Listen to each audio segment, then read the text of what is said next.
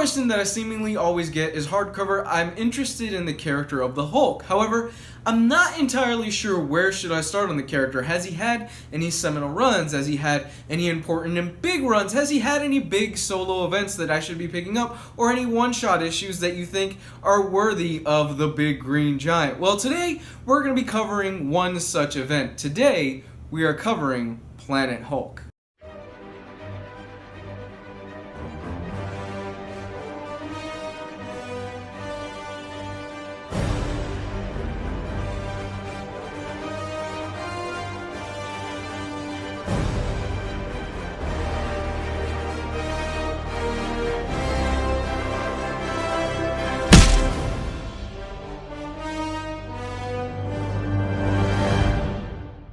Written for the most part by Greg Pak with a slew of different artists, Planet Hulk centers around the Hulk, of course, being sent to planet Sakaar. Now, at the beginning of the story, Hulk is marooned on this planet, and if you are first jumping into this, you probably won't know, well, why is the Hulk being just dumped on this planet? Why is he in space? How did he get there in the first place? Well, to get to that point, you need to read the Road to Civil War miniseries. In the Road to Civil War miniseries, you find out that the Illuminati, which is composed of a select few members of the Marvel Universe, have decided that the Hulk is way too dangerous to be kept on Earth. So they trick him and they launch him into space and they send him off.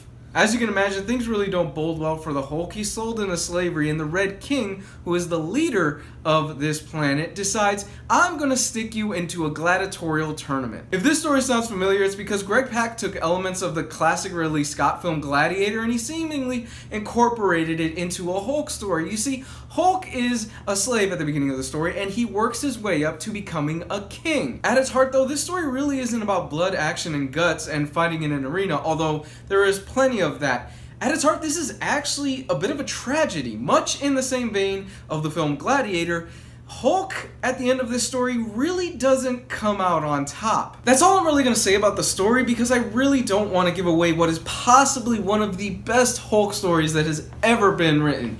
I'm telling you guys right now, if you've ever had a passing interest in the character, this is a story you cannot miss. This is one of those Marvel Essential titles where if you've got a friend and you're picking out random comics at your local comic book store and your friend is like, hey, what are the top 5 must-read Marvel titles?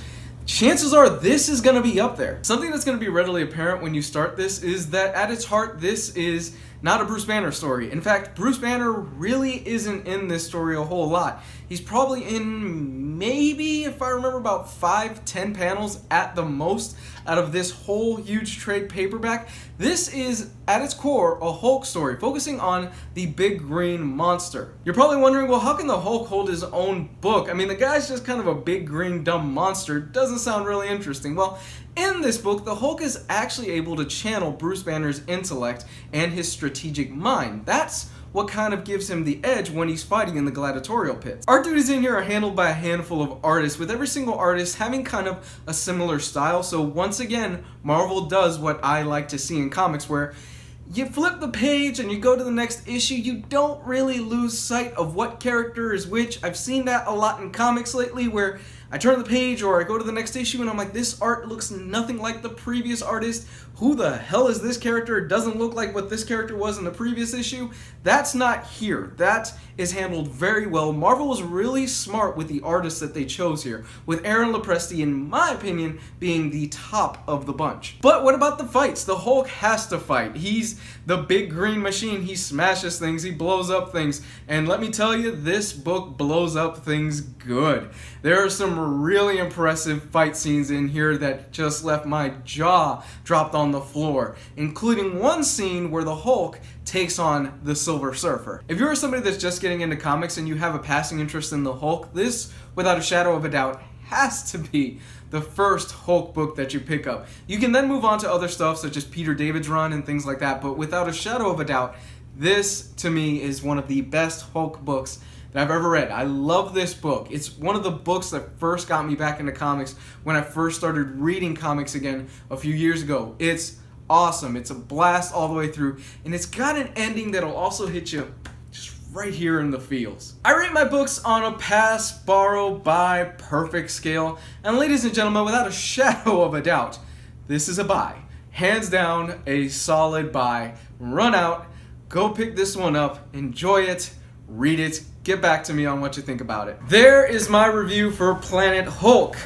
I love this story. Planet Hulk is one of the books that, like I said earlier, really first got me back into comics. When I was jumping back into the scene and when I was collecting and I was looking through lists and people kept recommending Planet Hulk, so I picked it up and I was blown away. I absolutely love this story. It's got a special place in my heart.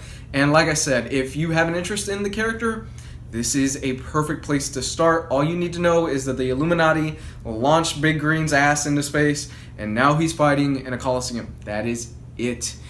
I highly recommend you check this out, guys, like I said, and if this is your first time checking out my channel, I do weekly reviews of hardcovers, trade paperbacks, absolute editions, omnibuses, all that good stuff. Guys, if you like this channel, follow me on Facebook and Twitter, and of course, if you want to take it a step further, Patreon is found down below where you get a ton of exclusive content. I'm talking about hours of content. So, with that said, I love you guys. Let me know what you think of Planet Hulk in the comments section. Have a great week.